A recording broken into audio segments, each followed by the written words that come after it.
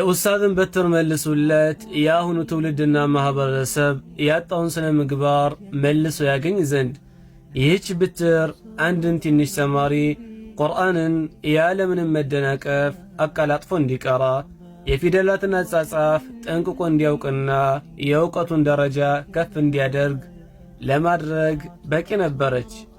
ይህች ብትር ተማሪዎች ኡስታዛቸውን ከሩቅ መንገድ ላይ ሲጓዝ እንኳን ካዩት ከነበራቸው ታላቅ ክብርና ፍርሃት የተነሳ ወደየቤታቸው እንዲገቡ ለማድረግ በቂ ነበረች።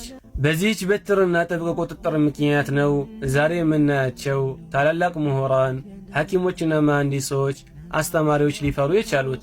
ልጆቻችሁን ኡስታዝ ማለት አባትና ስብዕናን ቀራጭ እንጂ ጠላት እንዳልሆነ አስተምሯቸው።